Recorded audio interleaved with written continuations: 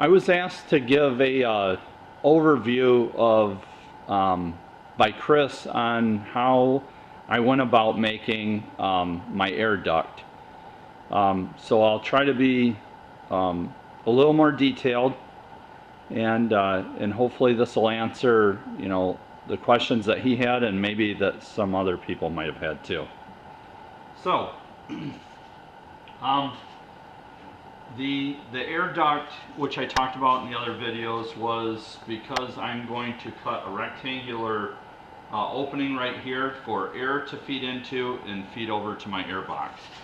How I went about doing that is I took, and I think you can see this, I'll just tip the camera just for a minute.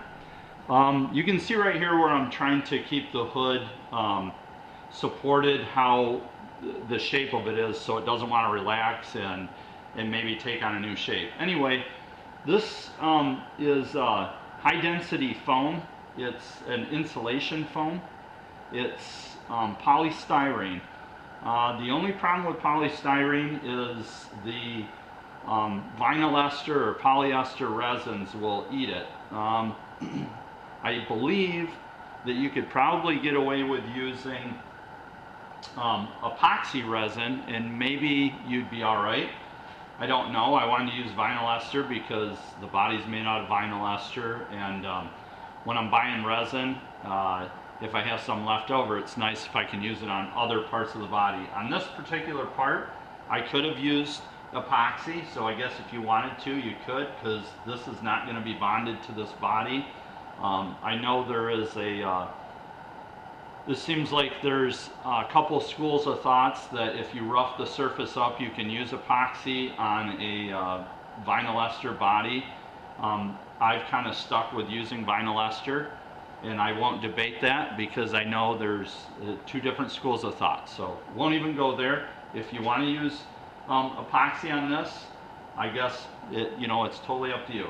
Anyway, what I did was I took this foam and I laminated it up. I believe I've got three pieces here, so hopefully you can see this okay. I basically knew what the biggest shape was going to be of this mold that I was making, and so I cut rough shapes of this high density foam, and it's, like I said, it's just house insulation foam. And I cut up 3 strips and I glued them together. And how I did that is I used 3M 77 contact adhesive. So I'd spray one piece and then I sprayed the opposite mating surface of that, and I let it set up for a little bit like you're supposed to do until it's not really tacky, and then I laminated 3 pieces together. Right here you can see where I had taped all of this mold up with packing tape, and the packing tape leaked and the vinyl ester ate it. But anyway, so that's what I did. Right here was like a separate piece. You can see all the seams because I think there was a few leaks and stuff started to separate. But when I first made this, it was just as smooth as can be. There was no openings. Everything was great. And I generally roughed out the shape that I thought it needed to be to clear everything on the car. And I did that on a vertical bandsaw, a power bandsaw, and this stuff zips right through there pretty good. I found out that I needed like a little taper on the back, so I just glued another piece on and shaved it so that hopefully you can see over here. Yep. So I wanted to make sure that it came out here far enough for me to pick up these tabs.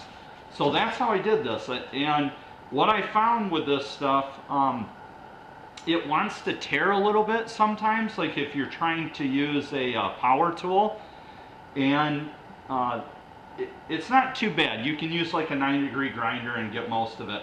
But when you sand it, you have to kind of be careful. If you're really aggressive sanding back and forth, it wants to tear. And I found that if I was careful, I could like sand in one direction and it seemed better. It didn't want to seem to wad up and tear.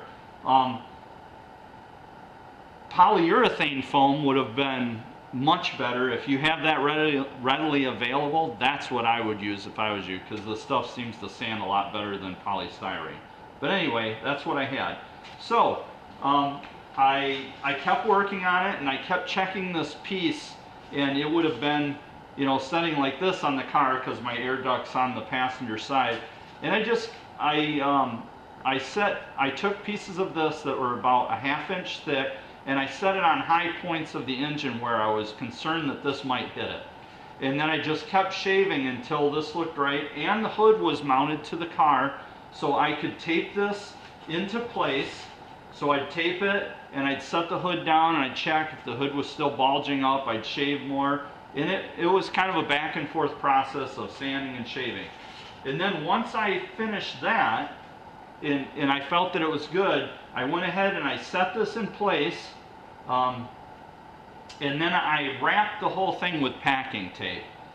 If I were to do this again, I would be more careful about the packing tape, because any wrinkles that are in the packing tape end up on the inside of the form, which aren't a huge deal. I took some of the high strength repair and I filled in some of my wrinkles and stuff, but I might body fill this a little more, or if I find that when I put the hood back on this hits in spots, I'll have to fill a little more on the inside so I can grind on the outside. But anyway, most of this you won't even be able to see. When you're looking through the opening in the hood, you'll be able to see this part. But, you know, I'll get it smooth so, you know, it looks fine, and the inside will probably be painted black. So anyway, back to the wrapping. I wrapped this whole thing, and like I said, I would wrap it maybe a little more careful than I did. I tried to be pretty careful, but make sure that the tape is tight, and you might have to use smaller strips, and then rub down all your seams so you don't get leaks like I did. Even if you do, because the tape is spanning that, the fiberglass layup doesn't want to drop down in it, so it's not the end of the world. But I would maybe do a little bit better job than I did. One thing that I forgot to mention is before I put this in place, I taped down this whole surface with packing tape so that I didn't want any fiberglass or resin to stick to this. So I literally taped it down in here, all through here, and I went out in this area, I went out probably 3 inches farther than what my layup was going to be, just to make sure that if the resin ran a little bit, it wouldn't end up on. Not that it's a big deal, you can grind it off. I wanted to try to contain it as best as possible. So I got that all taped off, and then of course I started laying up my fiberglass. How I did this is I took what I found, and I watched some videos on this, and there's probably people that, there definitely are people way more skilled at fiberglass than me. But I found if I ripped and cut pieces of the matting, it's easier with little pieces to fill in these little gaps and stuff. It was just so much easier. When you lay the matting across here, as the resin attacks it, it seems like it wants to lay down, but it's still kind of tricky. So to me, the best way to do it would be to cut the top piece a little bit in from this corner, and then the rest of it kind of tear up. And those when you're tearing it up, it really breaks it down and breaks loose whatever it is they glue it together with, which might be something like contact adhesive, and it kind of lets the fibers lay out. And so anyway, I did that, and then once I got what I felt was enough matting on, the next day what I did was I sprayed down this area with contact adhesive, and then I laid out cloth, and I did 2 layups of cloth on here. And you got to be careful, because once you've got it sprayed with contact adhesive, as soon as the cloth hits it, it wants to stick. So what I did was I kind of tried to work my way down it and then over the sides, and carefully try not to let the cloth stick until I got it down in the corners. Once I got 1 layer of cloth on, I sprayed the top of it, and I laid out another layer, and using that contact adhesive to try to hook it down. After that, I made sure it was all tight in the corners. What I did, and I felt it worked really good, was I coated this bottom flange with resin, and I didn't coat I didn't coat up this area or on top. I just coated the bottom flange, and this is why I did that. As soon as that resin attacks the contact adhesive, the cloth wants to come free. So if you get it stretched out on here really good with a contact adhesive and you feel like there's no air gaps underneath or anything, if you simply coat this bottom edge, the contact adhesive will keep it stuck to the sides and all over the top. And then if you wait about 2 hours, this flange will start setting up, but the resin isn't like fully cured. It's still sticky, but it's completely got the cloth stuck down. Then you can come back over it and do all this with the resin, and you don't care if the contact adhesive starts to release, because this is all glued down already. So there's no place for the cloth to go. It can't release and like pucker up and leave air bubbles. So that worked really good for me. That's what I did. I glued down the flange, or didn't glue it, resin down the flange, let it sit up for 2 hours, and then I did the rest of it. And like I said, I had 2 layers of cloth on here, and that laid it all down nice. Okay, so that's what I did on that, and I don't think there was huge questions on the fiberglass, because I think a lot of you guys are real proficient at that. Like I said, probably way more than I am. But one question there was what did I use for like nut inserts in here? I don't have a spare one on me. I'd have to run to the hardware store and get one. But this, hopefully you can see this okay. I'll kind of get it close to the camera. This is kind of what it looks like. It's like an aluminum, almost like a pot metal. And what these are for, these flanges, I've got them drawn straight, but they're actually threads. They'd be tipped. And these are like wall inserts for drywall. And so what you do is you drill a small hole in drywall, and then this is kind of like a spade drill on the end. It's kind of pinched flat. And then it has a Phillips screwdriver kind of notches in the top of it where the hole is. And you thread this stuff in the drywall, and then you can thread screws in to anchor stuff. And these worked pretty good, but what I ended up doing was I cut these off like right about here, and I cut them short enough so that when they threaded through this strengthening rib, they didn't thread down and hit. They just came into contact with the back of the hood, so they're not trying to put pressure on the hood and create a blister later. And then I took calipers and I measured the small diameter down here in the root of the threads, in whatever that diameter was, and I can't recall off the top of my head. I took a drill bit, and when I had this setting in place exactly how I knew it fit, and because the hood is kind of funky shapes, this really locks into place. So what I did was I drilled down through this flange in the areas that I was going to use the nut inserts, and I used a drill that was just slightly bigger than my 1032 screws that I was going to use. So I drilled through here, so I knew that the holes in here and the holes in the hood would line up. Then I stepped up to the drill bit that is this size, the root of the thread, and I drilled down through. And then after that, I was able to thread these through the fiberglass, and I checked them. And then once I felt that the fit was going to be okay, then I took this stuff, and I've talked about it in a few videos. It's called Fasco Epoxy 88.